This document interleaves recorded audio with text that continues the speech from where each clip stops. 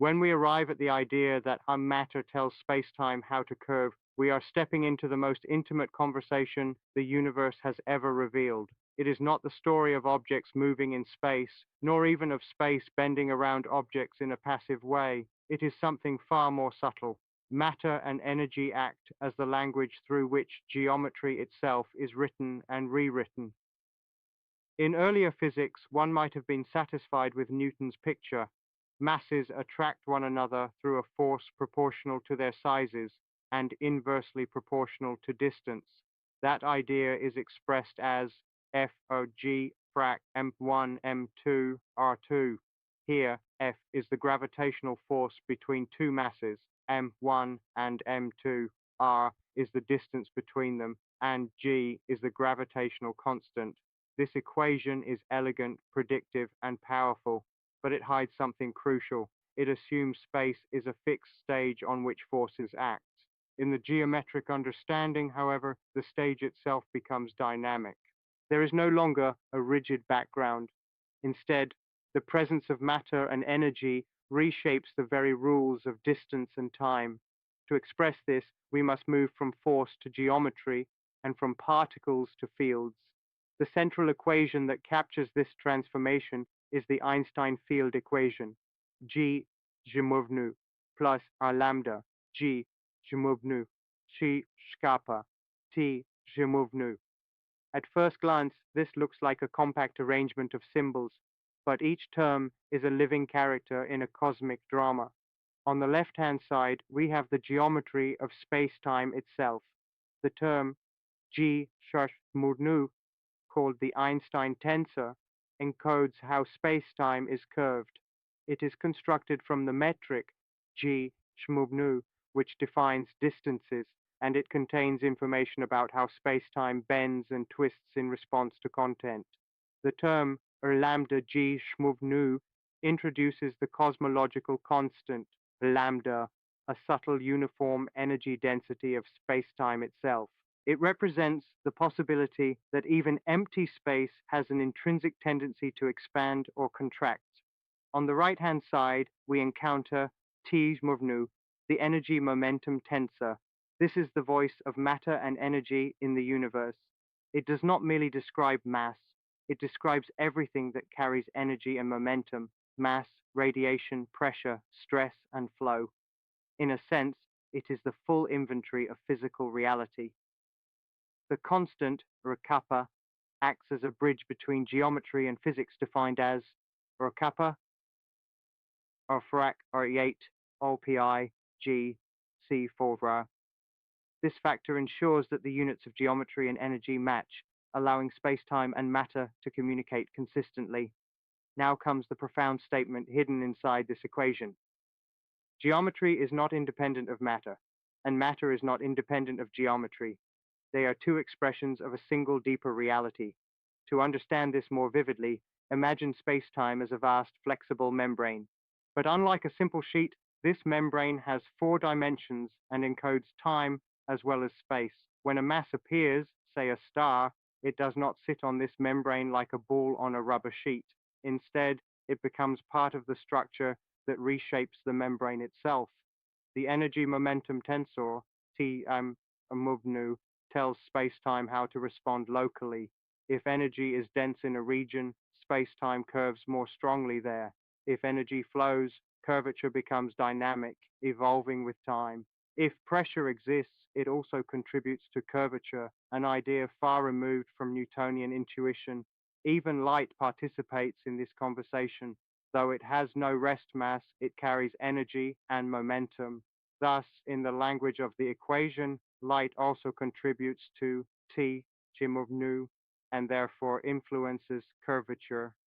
The Einstein tensor G, Chimovnu, on the other side, responds like a geometric echo. It tells matter how to move by defining the curvature of space-time.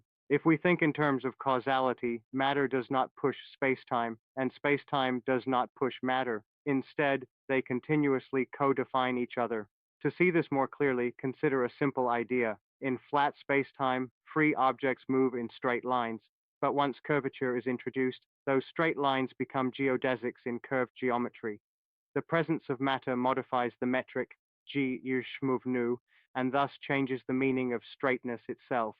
In this way, the equation g ray plus d lambda g gemumnu chi d kappa t gemumnu can be read not as a force law, but as a rule of mutual instruction. Matter says to spacetime, curve like this, and spacetime responds by saying to matter, move like this. One might say that every star, every planet, every particle is continuously writing instructions into the geometry of the universe and simultaneously reading those instructions as motion. The beauty of this relationship is that it removes the need for an external force of gravity. What we once called attraction is simply the natural consequence of curved geometry shaped by energy distribution. Thus, matter does not sit quietly in space. It actively sculpts the shape of reality itself.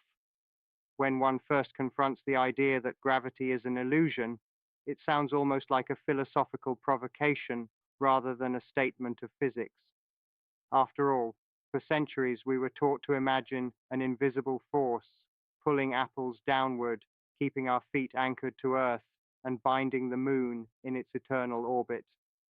Even Newton, with his magnificent clarity, described gravity as a force acting across space, and yet, in the deeper language of space-time geometry, this force dissolves, not because it is unimportant, but because it is not fundamental. To understand this transformation of thought, we must begin not with mathematics, but with a simple image. Imagine yourself inside an elevator, sealed away from the universe. If the elevator rests on Earth, you feel weight. Your feet press against the floor, and if you release an object, it falls downward. Now imagine the elevator drifting freely in deep space, far from planets and stars, but accelerating upward with a constant acceleration of g 9.8 on text mayem s2 was. Inside, you would feel the same pressure on your feet. If you release an object, it still falls toward the floor of the elevator. This is not coincidence. It is the seed of a profound insight. Acceleration and gravity are indistinguishable in local experience. This is the heart of the equivalence principle, which may be expressed conceptually as text gravitational mass, text inertial mass, or more deeply, that no local experiment can distinguish between a uniform gravitational field and an accelerated frame of reference. But let us go further. If acceleration can mimic gravity, then perhaps gravity itself is not a force at all, but a feature of accelerated motion in a curved geometry. This is where the illusion begins to reveal itself. In Newtonian thinking, we would write the gravitational force as F by G frac my 1 m2 r2 part and interpret it as a mysterious attraction acting across empty space. But in the geometric view, we abandon the idea of force as fundamental. Instead, we describe motion as the natural expression of geometry. Objects in free fall are not being pulled. They are simply following the straightest possible paths in a curved space-time. These straightest paths are called geodesic, and their mathematical form is written as ufrak d2 romu du tau du bla or gamma romu alpha or beta ufrak d du alpha dj tau ufrak d du beta du tau raf 0. At first glance, this equation may appear like an abstract machine of symbols, but its meaning is deeply intuitive. The term x mu represents the coordinates of an object in space-time, its position not only in space, but also in time.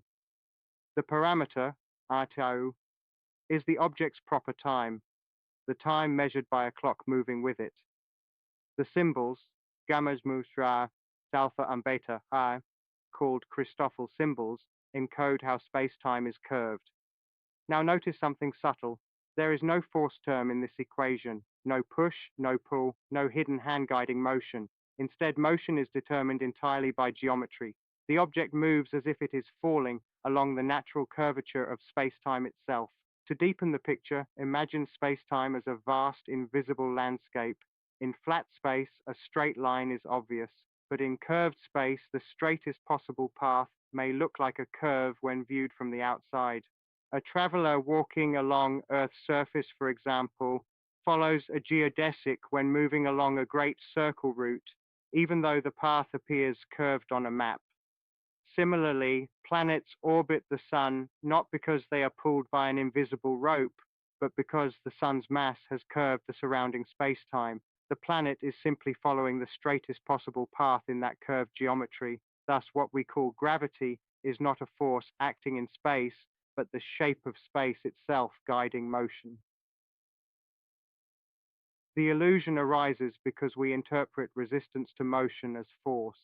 Standing on Earth, we are not in free fall. The ground prevents us from following our natural geodesic through spacetime. The floor pushes upward on our bodies, and this resistance is what we feel as weight. In reality, we are constantly being prevented from falling freely along spacetime's natural curvature. So gravity is not something acting upon us.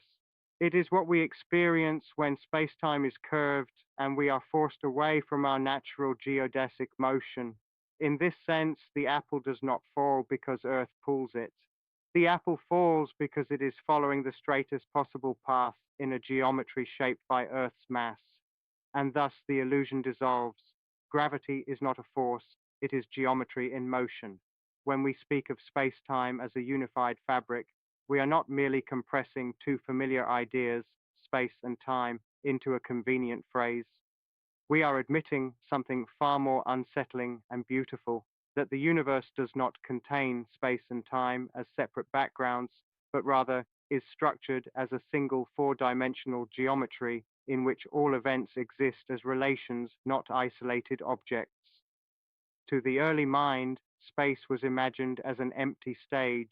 Time was a separate river flowing uniformly, indifferent to what happened within it. In such a worldview, one might write motion in a simple Newtonian form. Evekfundi, vexaye, or describe position as a function of time alone. Vexex nt, here, time is the silent referee, external to the drama of the universe. Space is the arena, and objects move within it like actors unaware of the stage itself. But this separation begins to collapse when we consider the constancy of the speed of light. Light does not obey our intuitive rules of addition. Instead, it insists on a universal limit, a structure deeper than ordinary motion. This is expressed in the invariant and text or distance, a text time, and text constant. No matter how fast an observer moves, this quantity remains unchanged. This single statement forces a radical conclusion. Space and time cannot be independent because motion through space affects the measurement of time itself. To capture this unity, we combine space and time into a single geometric object called space-time IT. Instead of describing an event with three spatial coordinates, we now use four coordinates: xi, mu, and ct, x, y, z. Here, something profound has occurred. Time is no longer separate. It is embedded into the same structure as space through the factor, ICT, which ensures that time and space share compatible units. The index, RMU, simply reminds us that this is not a single number, but a four-dimensional identity. Now, the true nature of spacetime is revealed through its distance formula, not between 2 points in space, but between two events in spacetime. This is called the spacetime interval, d2 apru c2 dt2 plus dx2 plus di2 plus d2. This equation is the heartbeat of relativity. Notice something unusual. Time enters with a negative sign. This is not a mathematical accident. It is the signature of a deeper geometry. Space and time do not contribute equally. They are woven together, but not identical.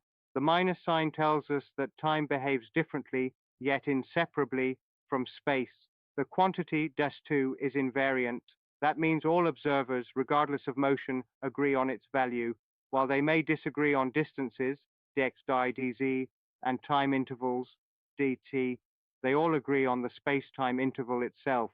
This is the first hint that reality is not made of separate spatial and temporal pieces, but of a unified geometric object.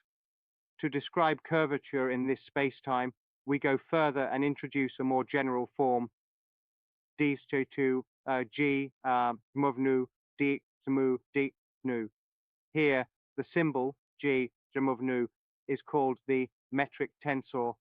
It is not merely a number, but a field that tells space-time how distances are measured at every point. One might think of it as the grammar of reality. It defines how events relate to each other.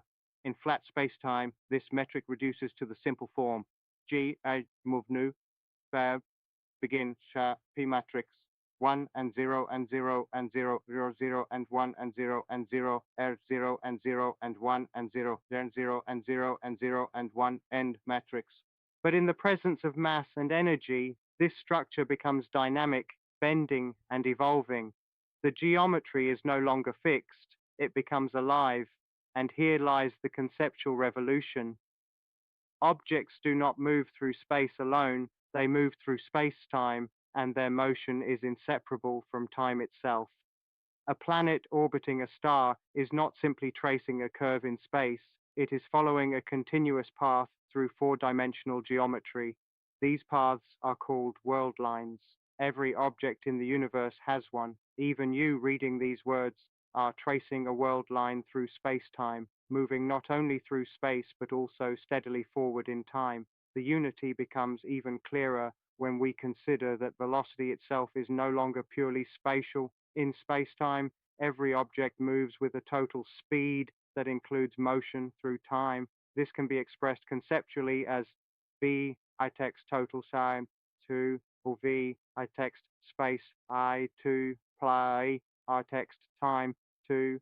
But unlike ordinary velocities, this structure ensures that if you move faster through space, your progression through time changes. This is why time dilation appears and why moving clocks tick more slowly. Thus, space-time is not a passive container. It is a dynamic, unified fabric in which every event is defined not by absolute position in space or time, but by its relationship to all other events. And so we arrive at the central realization. The universe is not built from space plus time. It is built from space-time, an inseparable geometric entity in which reality itself is written. When we arrive at the idea that geometry tells matter how to move, we complete a circle of thought that transforms gravity from a mysterious force into a consequence of shape itself. If matter is the sculptor of space-time, then space-time is not a passive sculpture, it is an active guide, silently dictating every motion in the universe. To understand this, we must abandon the old intuition that objects require a force to keep moving. In classical physics, one might write Newton's second law, vec for m or vec I. Here, motion is always the result of a force. Without force, there is no acceleration. Without acceleration, no change in motion. But in the geometric picture of the universe, something remarkable happens. Force disappears from the fundamental description of free motion. Instead, motion is described by the geometry of space-time itself. The central idea is that an object moving freely, meaning no non-gravitational forces acting on it, does not accelerate in the usual sense. Rather, it follows the straightest possible path in curved spacetime. These paths are called geodesics. Mathematically, this is expressed as Jafrak D2 Israpmu Digital 2 plus Angama Damu Zalpha Beta Rafrak Dex Zalpha Digital Lafrak Dex is a beta digital for 0. But let us not rush into symbols. Let us instead understand what is being said. The term xmu represents the position of an object in space-time. It is not just space, it includes time as well. So xmu ch c xyz. The parameter ontau is the proper time, the time measured by a clock moving with the object itself. So this equation describes how an object evolves along its own personal timeline through the universe. Now the most important character appears, gamma mu alpha beta. known as the Christoffel symbols. These are not forces. They are not objects. They are mathematical expressions of how spacetime is curved. They tell us how coordinates change when we move through a curved geometry. So what does the equation say in plain language? It says this: an object moving freely adjusts its motion according to the curvature of spacetime in such a way that it experiences no intrinsic force. Its path is as straight as possible, but straight is defined by geometry, not by Euclidean intuition. To visualize this, imagine drawing a straight line on a flat sheet of paper. Now take that same sheet and bend it into a cylinder. The line, when viewed from three-dimensional space, may look curved, but on the surface itself, it is still the straightest possible path. This is the essence of a geodesic. In space-time, the situation is even more subtle. The curvature is not just spatial, but temporal as well. This means that what we perceive as acceleration in gravity is actually the projection of a four-dimensional straight path into our three-dimensional experience. Now consider what happens near a massive object like Earth. The presence of mass has already curved spacetime as described by the Einstein field equation. G, muvnu, paf, lambda, G, muvnu, per kappa T, muvnu. This curvature modifies the Christoffel symbols, gamma, mu, alpha, r beta, and thus reshapes all geodesics in the region. A freely falling object is not being pulled downward. Instead, it is simply following the natural straight path in a curved geometry. This is why astronauts in orbit feel weightless. They are not beyond gravity. They are continuously falling along a geodesic around Earth. Their motion is not opposed by a force because, in this framework, there is no gravitational force acting on them at all. There is only geometry guiding their path. Even light obeys this rule. Although it has no mass, it still follows geodesics in curved spacetime. In flat spacetime, light travels in straight lines, but in curved spacetime, its path bends. This bending is described not by force, but by geometry alone. This is why we observe gravitational lensing, where distant stars appear distorted around massive objects, not because light is pulled, but because space-time itself is curved along its path. The deeper insight is this: motion is not something imposed on objects, it is something revealed by geometry. In this view, inertia itself becomes geometric. An object in free fall is not being accelerated by an external agent, it is simply continuing along its natural space-time trajectory. The feeling of force arises only when that natural trajectory is disrupted, such as when the ground prevents you from following your geodesic toward Earth's center.